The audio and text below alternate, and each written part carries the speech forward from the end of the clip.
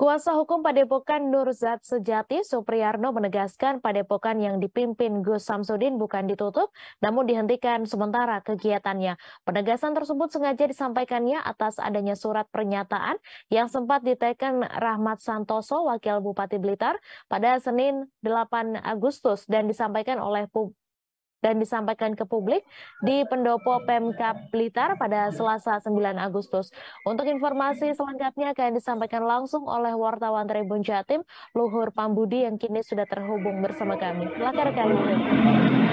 Oke, baik, Mei. Jadi perseteruan yang viral antara Gus Samsudin dan pesulap merah Marcel Radival yang diketahui merupakan kerusuhan masyarakat di sekitar Padepokan Gus Samsudin yang berlokasi di Blitar, Jawa Timur sekitar sebulan yang lalu berbuntut panjang, ya. Diduga karena menimbulkan kegaduhan masyarakat di sekitar wilayah Padepokan yang berlokasi di Desa Rejo Winangun, Kecamatan Kademangan, Blitar, Jawa Timur. Akhirnya Forkopimda Kabupaten Blitar membuat surat rekomendasi penutupan sementara aktivitas Padepokan milik Gus Samsudin hingga batas waktu yang tidak ditentukan dimulai sejak Senin 8 Agustus 2022.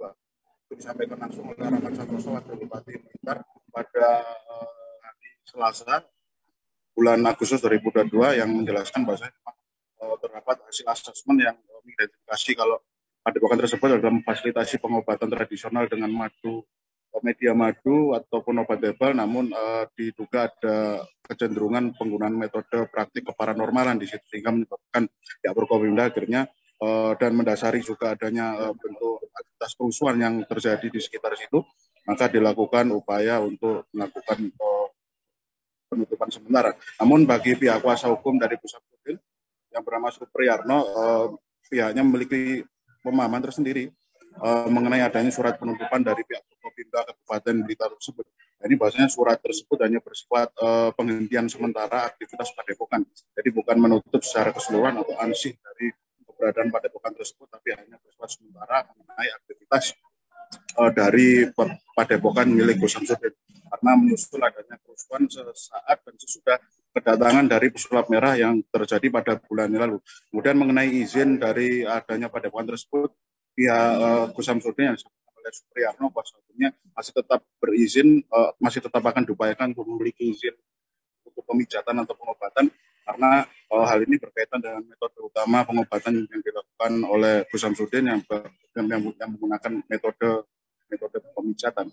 Kemudian menurut keterangan dari Gus Samsudin tersendiri, setelah kemarin jalan pemeriksaan di Polda Jatim atas adanya upaya aduan terhadap pesulap merah, tidak ada upaya penutupan yang dimaksudkan dari pihak Forkopimda Jatim. Namun penutupan yang berbuah yang sempat ditafsirkan sebagai pencabutan izin adalah karena pihak Forkopimda Jatim menyebut karena si bangunan Padepokan tersebut tidak memiliki izin pendirian bangunan yang menurut keterangan dari Gus Samsudin, memang kondisi bangunan dari Padepokan tersebut dalam keadaan masih proses perbaikan atau proses pemugaran atau proses pembangunan. Dan sejak awal dibukanya Padepokan tersebut memang untuk izinnya adalah bukan izin untuk mendirikan pondok pesantren, namun itu adalah Padepokan yang berformat menyediakan suatu perkumpulan majelis untuk pengobatan yang dikelola oleh 60 orang terapis dari kalangan santri yang dipimpin oleh Gus Samsudin, ada di Kabupaten Blitar, Jawa Timur. Dan penghentian aktivitas pengobatan di Padepokan tersebut diakui oleh Gus Samsudin menyebabkan pendapatan untuk mekanisme pembangunan pondok pesantren yang memang rencananya akan dibangun di area Padepokan memang sempat terhambat.